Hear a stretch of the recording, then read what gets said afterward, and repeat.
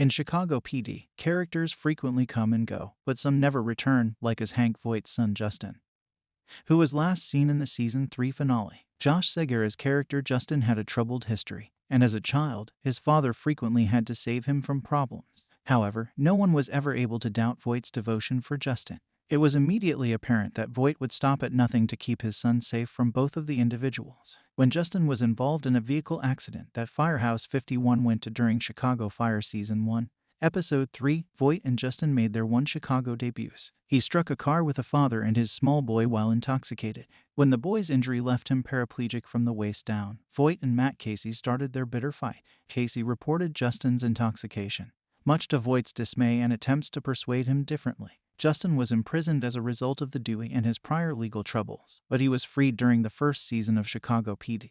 After that, he was able to straighten up, join the military, marry, and have a kid. That all changed, though, when Justin passed away in the Chicago PD Season 3 finale, which signaled Segarra's departure from the NBC drama. At the start of Chicago PD Season 3, Episode 23, the Voight family was attending Justin's son's first birthday celebration when Voight and Lindsay responded to a late-night call regarding a murder. Melissa Wilds was shot and then abandoned to die in the trunk of her car. As the intelligence unit looked into the crime, they learned that Justin knew Melissa since she was the late friend's wife, whom he had met while in basic training. 2 months before to Melissa's death, he went to see her in the city without telling his father, which instantly raised suspicions in the minds of several police. Melissa's phone records were obtained by Mouse, who discovered that Justin had contacted her 30 minutes before to her passing. Voight and Lindsay immediately sought to contact Justin once Halstead gave them the information.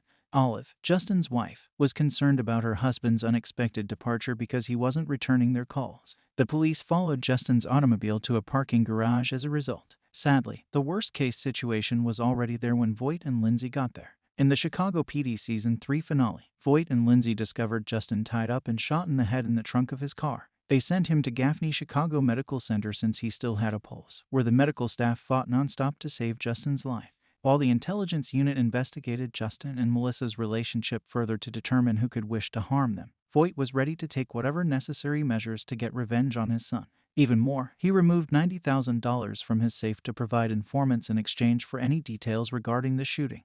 Later, Voight learned that Justin had lent money to Melissa from one of Voight's questionable pals. Lindsay and Halstead discovered that Melissa worked on a class action lawsuit at her legal firm the year before, which led to many mesothelioma sufferers receiving compensation totaling $1 million. The police pieced the pieces together and discovered that a robbery gang had coerced Melissa into disclosing the plaintiffs' identities so they could rob them.